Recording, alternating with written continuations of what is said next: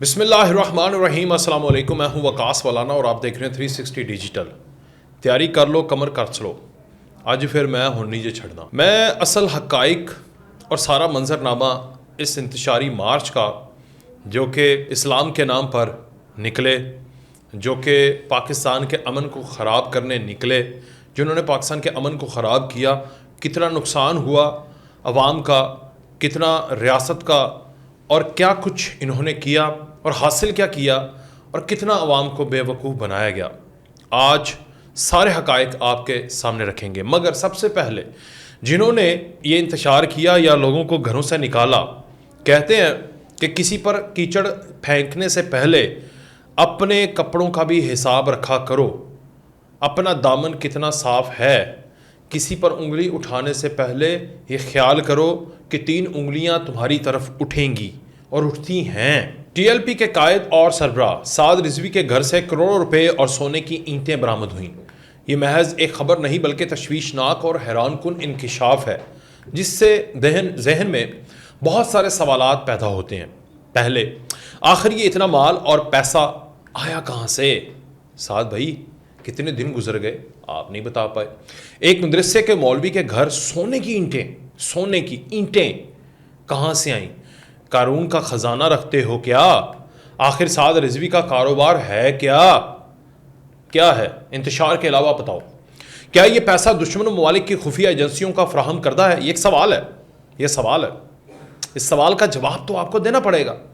دے کیوں نہیں رہے؟ جب آپ سے سوال پوچھا جاتا ہے تو آگے سے آپ نعرے لگانے لگ جاتے ہو، ایموشنل کر دیتے ہو عوام کو۔ کیا یہ پیسہ اسلام کے نام پر چندہ اکٹھا کر کے اسلحہ خریدنے کے لیے ہے؟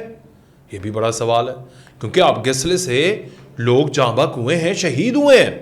کیا یہ پیسہ بھارت یعنی را نے پاکستان میں بد امنی پھیلانے کی غرض سے آپ کو دیا؟ یہ کلیئر کریں، بتائیں۔ عوام اب آپ سے سوال پوچھ رہی ہے۔ آپ کی جو عزت تھی وہ خاک میں مل گئی۔ عوام کا جیسے ہی آپ نے جینا دوبر کیا، حرام کیا، زندگیاں جیرن کیں، کاروبار متاثر ہوئے، آپ نے پورا مرید کے آگ لگا دی۔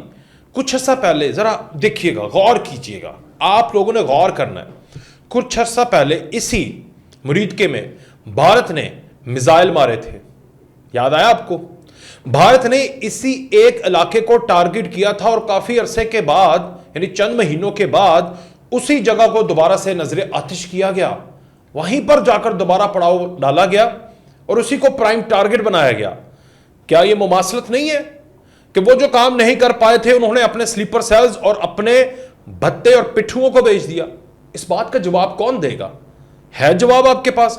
کیا یہ صدقات اور خیرات کا پیسہ تھا جس سے V8 اور لینڈ کروزر آپ نے خریدی؟ آپ کے بابا جانی تو سائیکل پر تھے، پیدل تھے، ان کو دنیا سے گئے ہوئے تو چند سال ہوئے ہیں۔ اتنے سالوں میں آپ کو بل گیٹ نے کون سا ایسا ہنر دے دیا ہے؟ گھر بیٹھے مائک ہاتھ میں پکڑے نعرے لگاتے ہوئے کہ کروڑوں روپے کی گاڑیاں آپ کے نیچے ہیں۔ سوال ہے نا، ظاہری سی بات ہے، ایک معمولی امام مسجد جس کی تنخواہ تقریباً 30,000 کے قریب ہو، اس کے گھر کے کروڑوں کی نقدیاں، اس کے گھر سے کروڑوں کی نقدی اور زیورات اور قیمتی گھڑیاں کیسے برآمد ہو سکتی ہیں؟ گزشتہ 4-5 روز سے بلوائیوں نے مذہب کے نام پر جو دنگا فساد اور تماشا لگایا، اس کے بعد قوم کا ہر فرد پوچھتا ہے، سعد رضوی جیسے رانگ نمبر مولوی جو اسلام کو اپنے ذاتی مقاصد کے لیے استعمال کرتے ہیں، آخر ان کا ایجنڈا کیا ہے؟ یہ سوال ہم نہیں کر رہے، یہ عوام نے سوال لکھ کر بھیجے ہیں جو آپ سے کیے جا رہے ہیں۔ ان بے لگام مولویوں کو اور ان کے ٹولے کو توڑ پھوڑ، جلاؤ گراؤ، قتل و غارت آخر کن قوتوں کو خوش کرنے کے لیے انہوں نے کیا؟ یہ بھی ایک سوال ہے، یہ سوال ہے جو آپ سے پوچھا جا رہا ہے۔ سرکاری اور نجی املاک کو نقصان پہنچانا، پنجاب پولیس اور دیگر سیکیورٹی اداروں کی گاڑیوں کو جلانے سمیت ستھرا پنجاب جیسے عوام دوست فلاحی منصوبوں کو، گاڑیوں کو نظر آتش کرنا آخر کہاں کا پرامن احتجاج ہے؟ یہ کون سا غزہ کو آزادی دلانے والا اور فلسطین کی ریاست کو منوانے والا مارچ تھا؟ آخر یہ 2 ٹکے کے یہ سارے ٹولے، یہ مولوی، یہ سعد رضوی ہوتا کون ہے؟ قانون کو ہاتھ میں لے کر ملک پاکستان کو یرغمال بنانے والا کون ہے؟ یہ بھاشن دیتے ہیں اسلام اور جمہوریت پر، مثالیں دیتے ہیں اکابرین اسلام کی، لیکن حقیقت یہ ہے کہ غریب اور معصوم عوام سے اسلام کے نام پر چندے لے کر پراپرٹیاں اور کروڑوں کی گاڑیاں خریدتے ہیں۔ شرم آنی چاہیے ایسے گھٹیا لوگوں کو، ایسے لوگوں کو جو دین کا نام استعمال کرتے ہیں چند ٹکوں کی خاطر، دین اسلام کو بیچ کر کھانے سے بھی گریز نہیں کرتے، اور پوری دنیا میں پاکستان اور اسلام کا مذاق بنا کر رکھا ہوا ہے۔ عوام اب ایسے فراڈیوں، فسادیوں اور بلوائیوں سے تنگ آ چکی ہے اور مطالبہ کرتے ہیں کہ یہ سعد رضوی جیسے جتنے بھی ہیں، یہ 2 نمبر، یہ رانگ نمبر، وہ پی کے مووی کی طرح یہ رانگ نمبر انتشاریوں کے خلاف سخت قانونی کارروائی عمل میں لائی جائے۔ سوال تو یہ بھی اٹھ رہا ہے کہ کیا ایک قتل کے بدلے میں قتل ہے اسلام میں بھی، اور اگر ذوالفقار علی بھٹو کے اوپر متنازع قتل کیس میں سزائے موت ہو سکتی ہے، تو پھر یہاں پر تو ایک ایس ایچ او، ایک جوان ایس ایچ او، اس کو شہید کر دیا گیا، اس کے بیوی بچے انصاف کے منتظر ہیں، وہ کہہ رہے ہیں کہ ہمیں انصاف دیا جائے، اور انصاف اس کے قتل کا ایک ہی ہے، وہ ہے سزائے موت۔ تو یہ سزائے موت عوام پوچھ رہی ہے، کیا یہ سخت اقدام ریاست پاکستان، حکومت پاکستان کو لینا چاہیے؟ یہ عوام کا مطالبہ ہے آپ سے۔ کیا ٹی ایل پی کے بلوائی بتا سکتے ہیں کہ جوان پولیس افسر یعنی انسپیکٹر شہزاد کو شہید کر کے انہوں نے کون سے اسلام کی خدمت کی ہے؟ یہ سوال ہے نا۔ آخر شہید S H O inspector Shahzad Nawaz کا قصور کیا تھا؟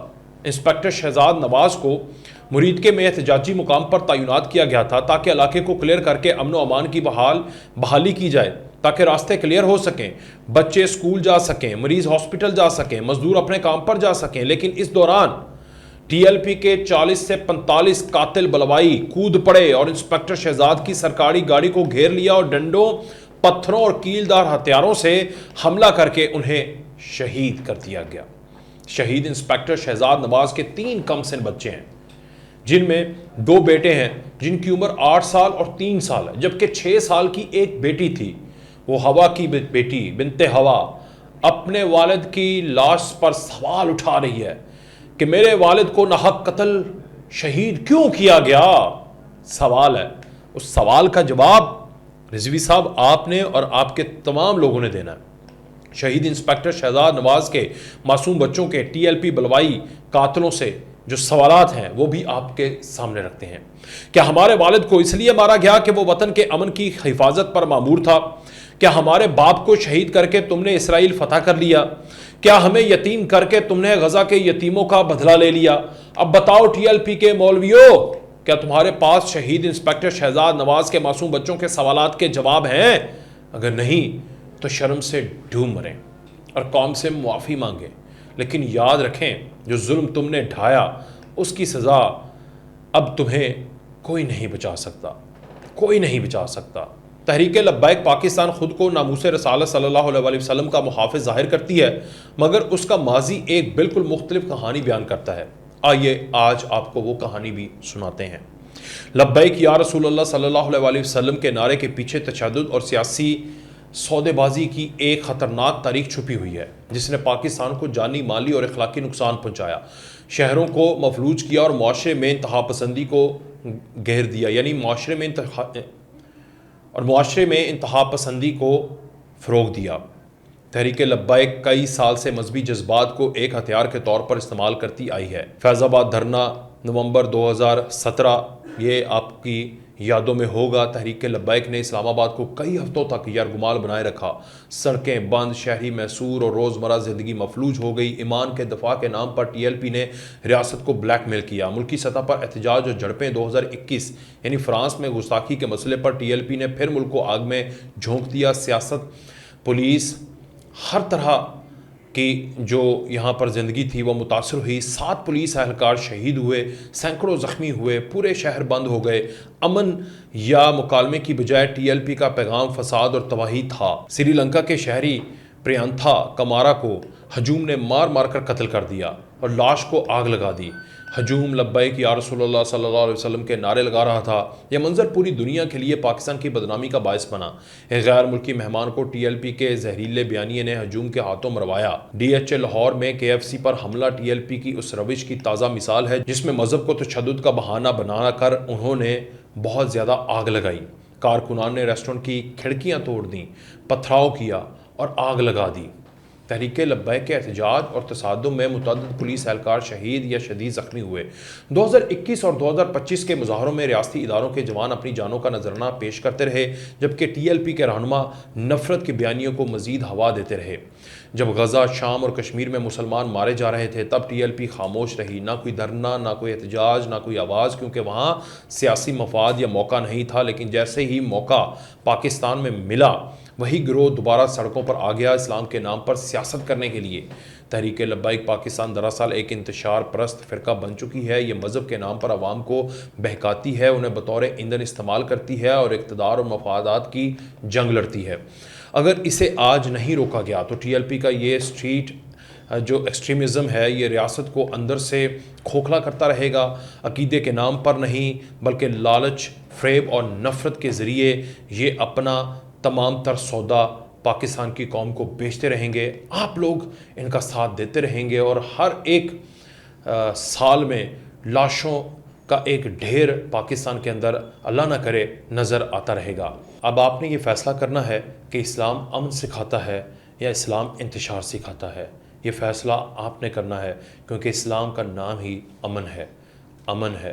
اسلام دنیا میں محمد مصطفیٰ صلی اللہ علیہ وآلہ وسلم کائنات کے لیے امن کا پیغام لے کر آئے، رحمت للعالمین بن کر آئے، تو آپ لوگوں نے بھی ان کے اسوہ حسنہ پر چلنا ہے اور اپنی املاک کو، اپنے شہریوں کو اور اپنے اداروں کو نقصان پہنچانے سے بہتر ہے کہ آپ اگر جہاد کا شوق ہے تو کمر کسیں، جب ضرورت پڑی آپ کو تیار کیا جائے گا اور آپ کے شوق پورے کیے جائیں گے۔ اپنے شوق گلی محلوں میں، سڑکوں پر اپنی املاک کو نقصان پہنچا کر گنڈا گردی کے ذریعے نہ کریں۔ خدا را اس کو کاروبار نہ بنائیں۔ خدا را آپ سے پوری قوم ریکویسٹ کر رہی ہے، پوری قوم کی ترجمانی آج ہم نے کی ہے، ان کے سوالات آپ کے سامنے رکھ دیے، ان سوالات کا جواب دیں اور انتشار سے باز آ جائیں۔ اجازت دیجیے، اللہ حافظ۔